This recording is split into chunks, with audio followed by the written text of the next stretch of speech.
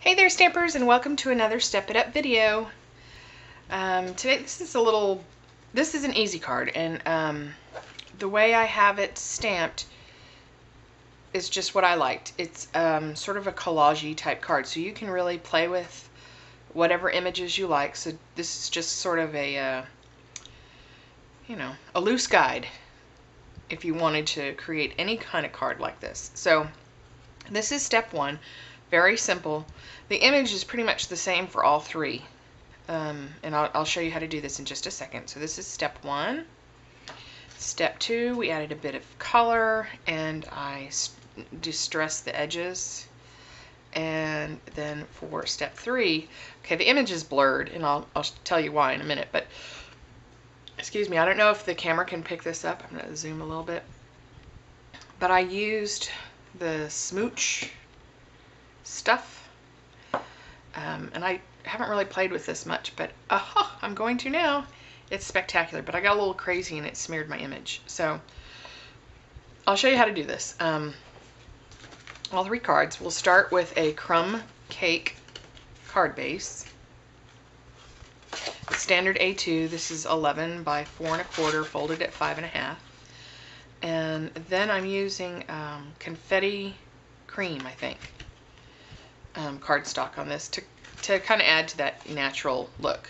So card number one, I took Sahara sand and I just smushed it down like that, and then I did another one just like that, just to sort of give it a foundation for the images. Remember, this is going to be free form and whatever you like. So I'm using Nature's Walk and then the sentiment from Just Believe, just for you. And I will tell you that I make all my cards usually one day on the weekend when my husband's home. And so last Saturday when I was making all my cards, including these, and I'm just now doing the video and it's the following Saturday. Sorry about being late. But anyway, so I use this smooch spritz stuff. And it's everywhere. And this morning when I got up to do the video, there's smooch spray all over my blocks. So just don't be lazy like I am and wipe your blocks right away or whatever it gets on. So just a word of caution if you're a messy stamper like I am. So then we have this. The next thing I did was the flower. And I used a combination of wild wasabi for the leaves, and then I'm just going to do one image because it really is the same for all three.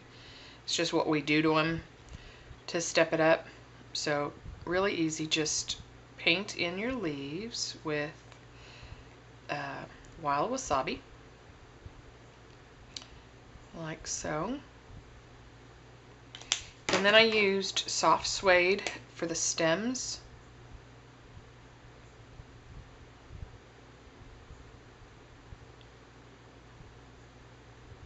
Do a little bit up there.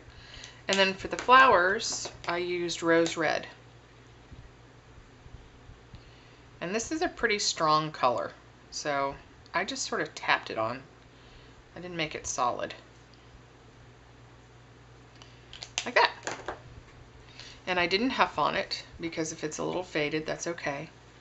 And I sort of came up like this position, and I'll show you in a second. And you want it somewhere in there. You can come up over this, but in that region. And then the next thing I did, it's the eggs. And it sort of gets lost, but it's just under there to give it that balance of color. And so I wanted the big eggs to be, I used crumb cake this time, and I wanted those to be the strongest color. So I'm going to go over here this time. I just do the rose red on the edge. Baja Breeze is another color that we're going to use with stamped image, so I did one egg that has Baja Breeze. And then I did one with wild wasabi. So the small eggs get the color. And the 2 large eggs get crumb cake. Now again, play with colors that you like and any combination. It's supposed to, you know, no right or wrong. Just, this is a great card to play with and see what you come up with that you like. You can go under it, you can go over it, but you want to leave enough space here for the just for you. So just kind of keep that in mind. And put the eggs down. And then we're going to do a butterfly. And I use Baja for this guy.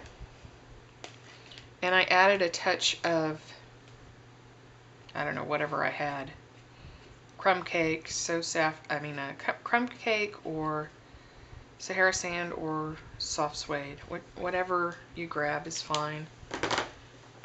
And that's just sort of to tap on his body. Doesn't have to be perfect, just really quickly. And then we're going to have him up in this corner here. Ooh, he came off the block. No worries. And then, what else do we need here? Oh, our last little bits. Our little bit is the bee and the number 147. So for our bee, I used, you know, part of my problem is that it has all this spritz stuff on here. My own fault. Okay, so I'm using soft suede for our bee because I want him to show up.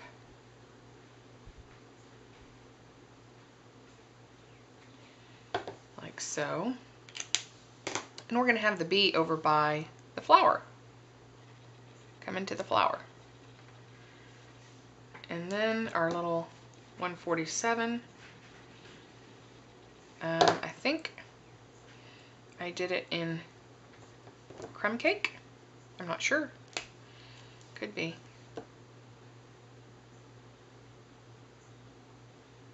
But again, it doesn't really matter. You just, you know, however you want it. And then we're going to put this over here. I'm taking a long time to do this, sorry. Like that.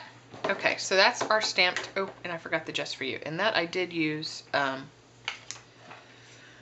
I used soft suede stick. Dirty block. If your stuff's having trouble sticking, you probably have a dirty block. Or dirty clean. In my case, it's a dirty block because I am not very good about cleaning up after myself. I just stamp and stamp and stamp, and then I go, oh, I should probably clean up now. Okay, this is taking a long time. Sorry. And the last bit. Just for you. Like so. So for the level 1 card, at that point I took some Sahara sand and a sponge, and I went around the edges just to give it an aged look. I won't do the whole thing, but you'll get the idea. And I layered it, oh, the ribbon, the crumb cake,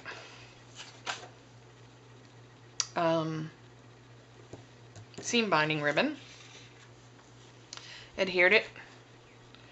You can put it anywhere you want, more egg showing or less egg showing, whatever. You can just put it there, adhere it, and then add a bow.